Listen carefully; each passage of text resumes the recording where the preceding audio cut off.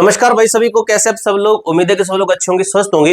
देखिए, TA army भर्ती 2026 आ चुकी है। टेरिटोरियल आर्मी में जाने का एक सुनहरा अवसर आपके साथ है, आपके पास है, आपके सामने है। हम बात करेंगे इस भर्ती के अंदर जाने के लिए, इस भर्ती के अंदर सिलेक्शन लेने के लिए आपकी उम्र क्या होनी चाहिए, आपकी क्वालिफिकेशन क्या होनी चाहिए और आपके जो सब्जेक्ट है यानी कि किसके अंदर क्या होना चाहिए और डॉक्यूमेंट आपके कौन से चलेंगे, पूरी जानकारी से एक वीडियो के अंदर मिलेगी। एलिजिबिलिटी, चयन प्रक्रिया, आपकी सैलरी क्या है, ड्यूटी क्या है, सुविधाएं क्या मिलेगी, आपका जो सिलेक्शन प्रोसेस है पूरा कि किस किस तरीके से आपको अप्लाई करना, अप्लाई करने के बाद में आपको तैयारी कैसे करनी है, कैसे कैसे आपका फाइनल सिलेक्शन होगा। पूरी वीडियो को लास्ट तक देखिएगा, आपको एक एक चीज समझ में आएगी। देखिए, वीडियो को आप अगर देखना चाहते हो कि 2 मिनट के अंदर क्लियर हो जाए तो 2 मिनट के अंदर भाई किसी को भी समझ में नहीं आएगा।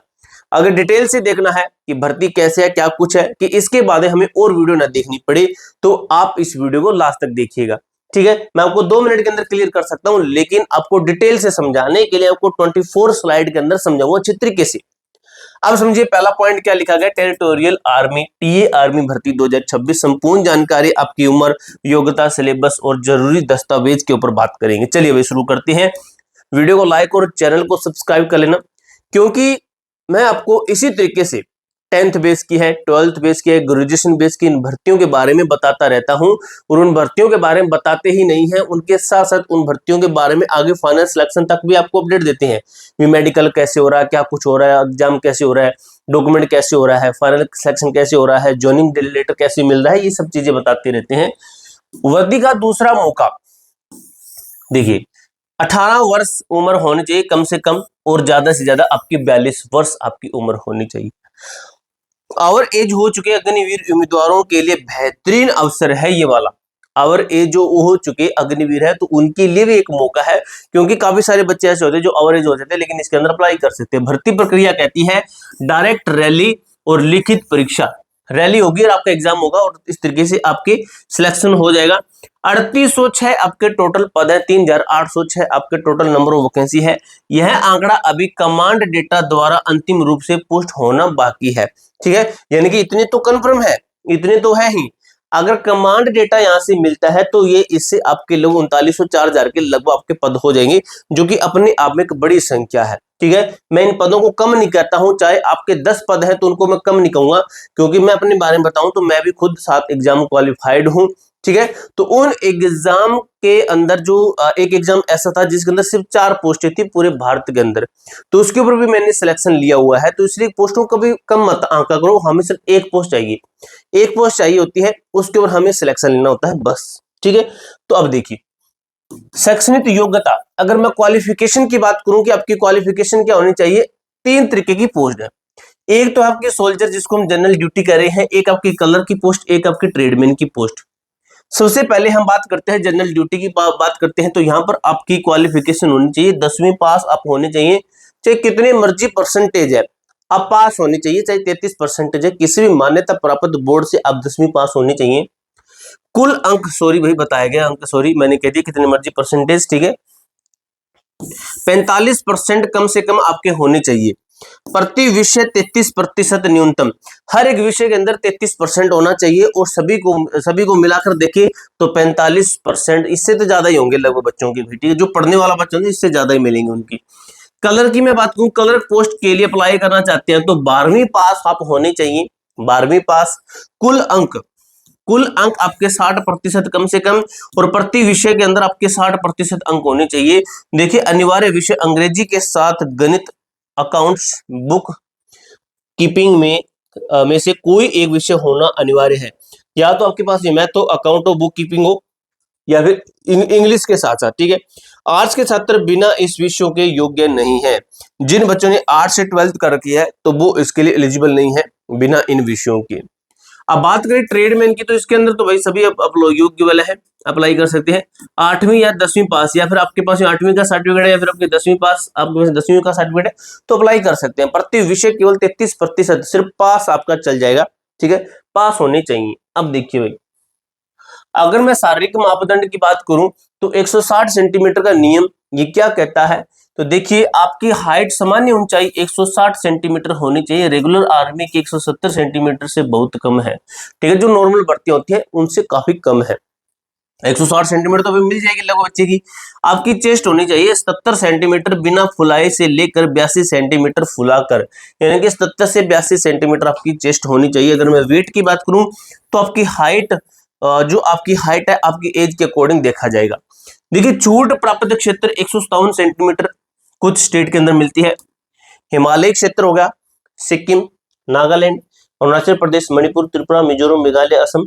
पहाड़ी क्षेत्र गोरखा, गढ़वाली, लद्दाखी, ठीक है, इनके अंदर आपकी 157 सेंटीमीटर हाइट मांगी गई है, इनके अंदर कम हाइट मांगी गई है।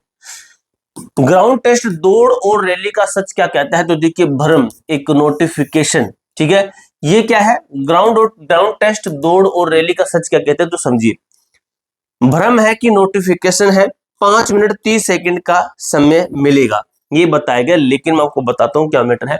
सच्चाई है कि रैली ग्राउंड है आपका, नियम कहता है कोई फिक्स समय नहीं होता है, रस्सा पहले ग्रुप के आधार पर गिराया जाता है, कभी कभी 4:50 या 4:55 पर भी, ठीक है। यानी कि जो इनको जितने बच्चे लेने हैं वो वहां तक ले लेंगे, चाहे आप 10 मिनट के अंदर आओ चाहे आप 2 मिनट के अंदर आओ। लक्ष्य स्पीड ही सब कुछ है, आपको हर हाल में फर्स्ट बैच में आना है, ठीक है, हर हाल में फर्स्ट बैच के अंदर आना है, स्पीड ही हमारी सब कुछ है। फर्स्ट बैच में आने वालों को सीधे 60 अंक मिलते हैं, सीधा 60 अंक इनको दिया जाता है। अब देखिए आगे पुलअप्स स्कोरिंग उम्र के अनुसार, देखिए अगर आपकी एज 18 से 30 वर्ष है तो आप 10 पुलअप्स लगाओगे तो 40 अंक, 9 पुलअप्स 33 अंक, 8 पुलअप्स 27 अंक, 7 पुलअप्स 21 अंक, 6 पुलअप्स 16 अंक, 5 या इससे कम तो फेल है।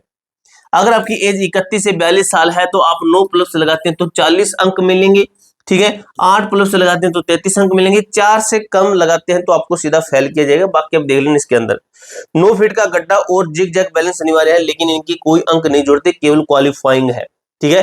अब देखिए भाई लिखित परीक्षा पैटर्न 1 महीने के भीतर आपका एग्जाम होगा, इसके अंदर कुल 50% 100 अंक, प्रत्येक प्रश्न 2 अंक। समझिए कैसे है कि एक क्वेश्चन 2 अंक का है तो 100 अंक का टोटल पेपर है, क्वेश्चन आपको 50 देखने को मिलेंगे। जीडी ट्रेडमैन का सिलेबस कहता है विज्ञान के 15 प्रश्न आएंगे, सामान्य ज्ञान के 20 प्रश्न आएंगे, मैथ के आपके 15 प्रश्न आएंगे, मैथ के 15 प्रश्न यहाँ पर बताए गए हैं। इसी तरीके से हम क्लर्क पोस्ट की बात करें कंप्यूटर के अंदर 5 प्रश्न आएंगे, सामान्य ज्ञान के अंदर 5 प्रश्न आएंगे, विज्ञान के अंदर 5 प्रश्न, कंप्यूटर 5 प्रश्न, ठीक, कंप्यूटर के अंदर 2 बार बता दीजिए कंप्यूटर का, ठीक है, 2 बार बता दीजिए, इसको हटा दीजिए, ठीक है। तो इस तरीके से आपका पेपर आएगा और इंग्लिश के यहाँ पर आपके 25 प्रश्न आएंगे, ठीक है। तो इस तरीके से आपका पेपर आएगा। उसके बाद में बात करें मेरिट कैसे बनेगी, मेरिट कैसे बनेगी, जो मैंने आपको बताया कि जो पुलअप्स लगाओगे, ठीक है, उनके साथ जो रनिंग लगाओगे उसके अंदर फिजिकल होगा 100 अंक का, ठीक है, इनकी 40 तो पुलअप्स के हो गए, 60 आपके रनिंग के हो गए, इनमें से जितने आप हासिल करोगे 100 ये, इनमें से जो बच्चा जितने लेकर आएगा इन 200 में से मेरिट बनेगी आपकी।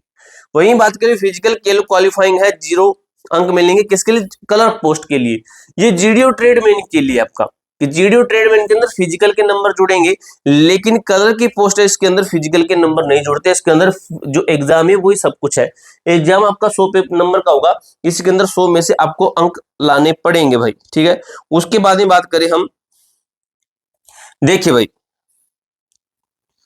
जरूरी दस्तावेज अभी से तैयार कर लीजिए इन डॉक्यूमेंट को। देखिए आपके शैक्षणिक प्रमाण पत्र, 8वीं 10वीं 12वीं की मार्कशीट, 8वीं टीसी जरूरत पड़ने पर बीएससी काउंटर से ज्वाइन कर सकते, ठीक है, यानी कि जो 8वीं वाले बच्चे हैं इनकी टीसी लानी पड़ेगी। मूल निवास प्रमाण पत्र, जन्म प्रमाण पत्र, जाति धर्म प्रमाण पत्र हो गया, वैवाहिक स्थिति प्रमाण पत्र, गांव के प्रधान या सरपंच द्वारा शादीशुदा और गैर शादीशुदा दोनों के लिए आपका है। रिलेशनशिप है, रिलेशनशिप प्रमाण पत्र यदि पिता और फौज में है छूट के लिए, ठीक है। पहचान पत्र हो गया, ठीक है। इस तरीके से आपके ये डॉक्यूमेंट चाहिए, इसको आप रीड आउट कीजिएगा, आपके काम की चीज बताई गई है, मैं साइड में हो जाता हूँ, इसका स्क्रीनशॉट आप ले सकते हैं, ठीक है। पूरी जानकारी आपको अच्छी तरीके से क्लियर हो चुकी है। कोई डाउट कोई क्वेरी हो तो कमेंट बॉक्स में पूछ सकते हो। मिलते हैं दोस्तों नेक्स्ट वीडियो के अंदर, तब तक के लिए जय हिंद जय भारत।